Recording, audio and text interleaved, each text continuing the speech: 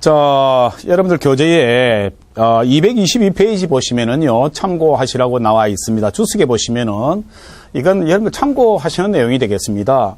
고체 액체의 비중 기준이라는 것은 표준 물질로서 고체 및 액체의 경우에는 보통 1기압에서 4도씨의 물이 기준이 된다는 얘기고, 다음 기체의 비중 기준은 기체의 경우에는 0도씨 1기압에 하에서 공기를 기준으로 잡겠다는 얘기입니다.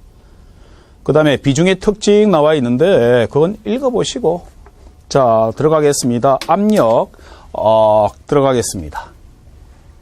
자, 읽어보십시오. 압력하게 되면은요, 여러분들이 그 압력에 있어서 물리적 압력과 화학적 압력을 지금부터 구분해 주시면 되겠는데, 그게 중요한 핵심이 되겠습니다. 간단히, 교재에 있는 내용인데 그냥 간단히 한번 정리해 보겠습니다. 자, 물체와 물체의 접촉면 사이에 작용하는 서로 수직으로 미는 힘을 우리 압력이라 하는데, 간단히 한번 해볼게요. 압력 P 하게 되면은요, 물리적으로 표시해봐라 하게 되면은 A분의 F다 하는 겁니다. 마찬가지로 단위 면적당 작용하는 힘이 얼마냐. 그러면 중력으로 간단히 설명해 볼게요. 이것도 아주 중요한 특성을 갖습니다. 여러분들 지금 겨울이니까 무슨 말이냐 하게 되면은 이렇게 눈이 와 있어요. 근데 눈이 와 있는데 그냥 사람이 서면 푹 빠지지요. 단 사람의 질량은 똑같다고 합시다. 에 밀 때. 근데 눈 신발을 이렇게 신고 요 위에 사람이 이렇게 서면 면적이 커지요. 그러면은 질량이 같다 하게 되면은 중력은 같습니다. 근데 여기서 재미있는 것은 mg는 같은데 단위 면적이 A1이고 A2다 가정을 했을 때 A1과 A2에 의해서 아주 다른 결과가 나온다는 겁니다.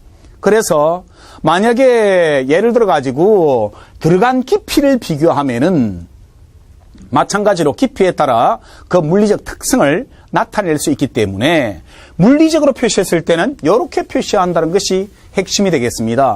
근데 특히 화학적으로 표시하게 되면은 이상기체 상태 방정식 혹은 보일의 법칙, 샤를의 법칙 등등 다양하게 표시가 된다는 겁니다.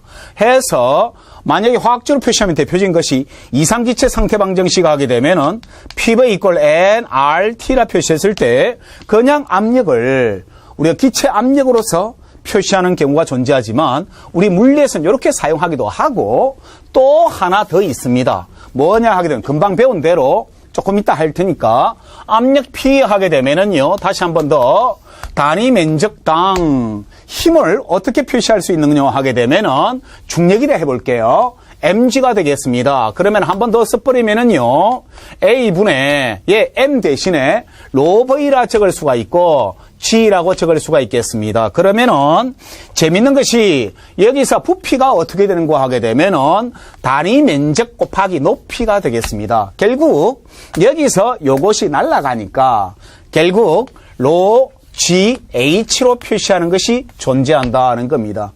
그래서 만약에 유체의 무게에 따른 압력하게 되면은 요렇게 나와야 되지요. 마찬가지로 조금 이따가 설명하겠지만 어떤 내용이 있나 하게 되면은요, 만약에 여기가 현재 지면이 되겠습니다. 그러면은 여기에 공기가 있을 거 아니에요. 공기가 있는데 공기의 대기압을 나타내 봐라 하게 되면은 마찬가지로 여기에 단위 면적당이 나오는데 A, B, C에 따라 표시를 할 수 있겠습니다. 그래서 대기권 내에서 표시를 한다라고 하게 되면은 로지 H로 표시하게 되는데 마찬가지로 여기서 물로 표시할 것이냐 안 그러면은 공기로 표시할 것이냐에 따라서 나중에 대기압을 정리를 하게 될 겁니다. 해서 두 가지 정도 존재한다. 다시 한 번 더 할게요. 압력 P라는 것은 무슨 말이냐? 물체와 물체의 접촉면. 자, 핵심 하나 나왔습니다. 물체가 접촉을 했지요. 몇 물체가 되겠습니까? 두 개가 되겠지요. 평형이 나오기도 하고 이것이 작용, 반작용이 나오기도 합니다. 그래서 이것을 반드시 구분을 하셔야 되는데 구분하는 것이 참 중요해요. 그래서 물체와 물체 하면은 일단 압력에 관한 한 반드시 작용, 반작용이 성립한다는 겁니다. 다음에 작용하는 수직으로, 서로 수직으로 작용하는 힘이다 하는 겁니다. 그래서 단위 면적당 작용하는 힘을 우리가 압력이라 부른다 하는 겁니다. 그래서 압력의 형태를 보겠습니다. 체중에 의해서 사람의 몸무게가 있으면 발바닥이 좁으냐 넓으냐에 따라서 압력이 큰가 작은가를 나타낼 수 있고, 용기에 담긴 액체 하게 되면은요, 마찬가지로 모든 면에, 접합면에는 압력이 미칠 수가 있고요. 기체의 경우에는 충돌 횟수가 되겠습니다. 그러면 여러분들 무리 고무공을 연탄불 위에 올리게 되면은 고무공이 아주 단단해지지요. 압력이 커지지요. 기체 분자 온도에 의해서 빨라지게 되면은 적벽면에 충돌하는 횟수가 많아지겠지요. 그거 시험 문제 참 잘 따라집니다. 충돌 횟수가 증가해도 괜찮고, 특히 이제 자전거 타이어에다가 공기를 넣어주면 분자가 들어가지요. 분자가 들어가니까 뭐가 되겠습니까? 개체 수가 많아져도 또 마찬가지로 압력이 증가할 수 있는데, 그러한 것들이 시험에서 잘 다뤄질 수가 있겠습니다. 분자들이 운동했을 때 충돌하는 횟수에 의해서 영향을 받을 수도 있다는 겁니다. 해서 교재에 설명된 내용이니까 참고하셔도 되겠습니다. 일단 여기서 반드시 아셔야 될 것은, 내가 길게 조금 너무 장황하게 설명했는데 두 가지 기억하는 게 좋습니다. 압력 P 하게 되면은요, 즉 외력에 의한 하게 되면은 A분의 F다. 유체 자신의 무게에 의한 하게 되면은 압력 P라는 것은 여기에서 무게에 의한이니까 중력이지요. 대입하면은 로지 H로 표시한다 하는 겁니다. 요 두 가지를 기억해 달라는 의미가 되겠습니다. 해서 조금 이따 설명할 테니까, 물리학적으로 이렇게 설명이 되는데 먼저 기체부터 설명이 되겠습니다. 자, 기체의 압력 보일의 법칙 하게 되면은 이것도 외우는 게 좋아요. 여러분들 나중에 화학은 열심히 공부하셔야 되는데, 화학 같은 경우에 보일의 법칙, 사렐 법칙, 보일 사렐 법칙은 고등학교 때 다 배웠을 겁니다.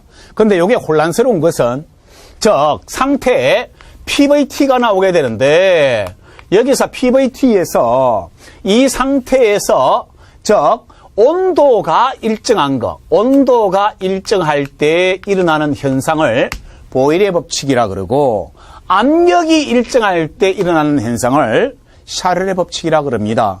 그래서 요렇게 저는 항상 외워서 사용합니다.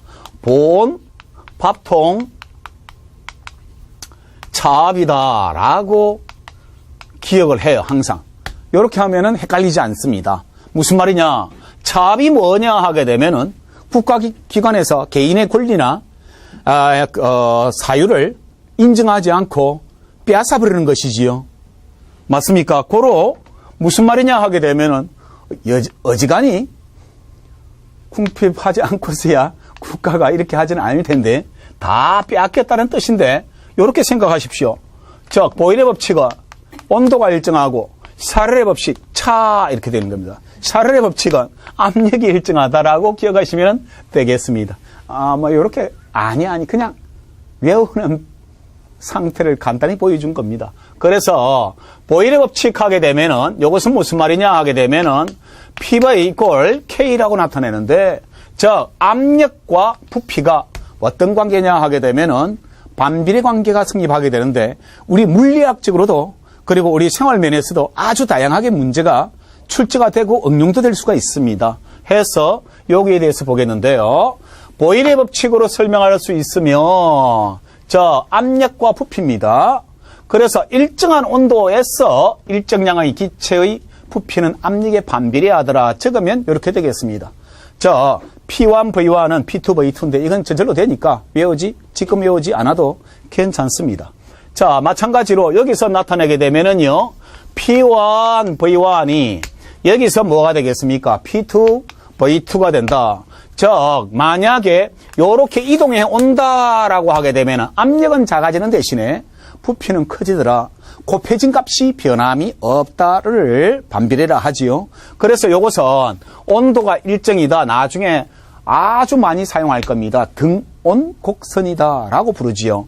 그래서 이러한 행태를 가지고 우리가 문제를 만들어 보면 어떻게 되는고 하게 되면은요. 물속에서 기포가 발생이 됐습니다. 단 온도가 일정하다 가정을 하고, 그러면 그 기포가 발생된 것이 올라올수록 부피가 커져요.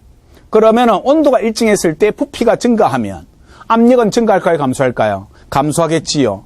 그러면 이 상태로부터 부피를 알무로 해서, 즉 다시 말해서 압력을 측정해낼 수가 있다 하는 겁니다. 부피 두 가지만 알고 한 군데의 압력만 알았을 때에 나머지 부분을 유추해낼 수 있다 하는 겁니다. 자, 예제로 보겠는데 간단하게, 아니 신경 쓰지 마시고요, 그냥 가셔도 되겠습니다. 그러면은 여기에서 압력이 P이고 부피가 V라 할게. 근데 올라왔을 때 여러분들 잠수를 해가지고 뭐가 되겠습니까? 내가 기포를 만들었을 때에 기포가 올라가면서 커지겠지요. 그 상황을 지금 문제로 만들어 본 겁니다. 근데 부피가 4배가 되었다 하는 겁니다. 부피가 4배가 됐다면 압력은 당연히 얼마가 되겠습니까? 곱한 값이 변함이 없으니까 4분의 1P가 되겠지요. 요렇게 나타낼 수 있는데, 이것을 진짜 더 재밌게 뭐냐 하게 되면요, 배기까지 고려해가지고 다 표시해 볼 수 있습니다. 해서 요렇게 보일의 법칙을 간단하게 나타낼 수가 있겠더라 하는 겁니다. 자, 일단 물에서 혹은 어떤 액체에서 상황을 간단히 봤습니다. 그래서 밑에 223페이지 답은 4분의 1P가 되겠고요. 지금부터 들어가겠습니다. 고체의 압력 들어가는데요. 고체의 압력이 224페이지에 설명되는데요. 단위 면적당 하는 거예요. 단위 면적당이라는 것은 면적을 1m MPS 단위입니다. 1m 제곱으로 만들게 하는 겁니다. 해서 작용하는 힘을 나타내보자. 맨 처음에 하니까 압력 P라는 것은 뭐가 되겠습니까? A분의 F로 표시할게. 단위, F의 단위가 뉴턴이고 A의 단위가 메타 제곱이 되므로 이것을 우리가 일반적으로 사용했을 때 파스칼 하는 겁니다. PA라고 표시를 하지요. 해서 단위를 뉴턴 퍼 메타 제곱이나 혹은 파스칼로 쓰더라는 정도. 다음, 적촉면의 압력은 작용 반작용인데 조금 이따 설명할게요. 다음, 이게 참 중요한데요. 압력이 큰 곳에서 압력이 작은 곳으로 힘을 받는다 하는 겁니다. 해서 줄 것이십시오. 압력이 큰 곳에서 작은 곳으로 힘을 받는다라고 해요. 자, 요것이 여러분들이 습관적으로 요 내용은 나와야 되는데, 자, 주목 읽어보십시오. 유체역학에 있어서 유체역학의 에너지 보존의 법칙이라는 것은 베르너의 중리가 되겠습니다. 쉽게 말해서 여기에 비행기 동체가 이렇게 있고요. 비행기 날개를 옆에서 바라본 겁니다. 비행기 날개를 요렇게 할게요. 요게 이제 길게 있습니다. 요게 뭡니까? 라고 하지 말고요. 비행기가 지금 이렇게 가고 있고, 비행기 날개가 이렇게 있는데, 요것을 옆에서 정통으로 바라본 겁니다. 그러면은 비행기가 앞으로 나갔을 때에 공기가 뒤로 가는 셈이에요.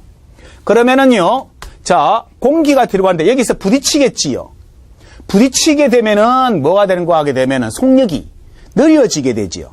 속력이 느려지게 되면은 에너지 보존의 법칙에 의해서 운동 에너지가 작아지게 돼요. 운동 에너지가, 아니, 지금 설명하는 내용이 아니고, 나중에 이것을 지금 설명했을 때 상식적으로 알고 있어야 된다고요. 여기서 운동 에너지가 작아지게 되면, 마찬가지로 여기서 압력은 어떻게 될까 하는 겁니다. 압력은 여기서 크게 돼요. 요 부분에서 압력은 크게 되고, 마찬가지로 요거는 그냥 지나가지요. 그러면은 여기서 운동 에너지가 크다고 비교를 할게요. 그러면 마찬가지로 압력이 크다 작다 작아지는 상태가 되는 겁니다. 그러면 여기가 압력이 크고 여기가 압력이 작기 때문에 압력이 큰 곳에서 압력이 작은 곳으로 힘을 받더라는 겁니다. 그래서 이 비행기 동체가 위로 올라간다는 겁니다. 마찬가지로 모든 것을 설명을 해낼 수 있는데, 여기서 기본 물리학 2에서 알아야 할 내용은 압력이 큰 곳에서 작은 곳으로 힘을 받는다는 상식을 가지고 있으면은 내가 베르너의 중리를 설명했을 때, 아하, 그러한 결과가 유추될 수 있겠구나라는 것을 몸소 느낄 수가 있다는 상황이 되겠습니다. 그래서 압력 P라는 것은 단위 면적당 작용하는 힘이다 라고 표시할 수 있겠죠. 그래서 압력 P라는 것은 자, 줄 것이십시오. A분의 F 암기를 하셔야 되겠습니다.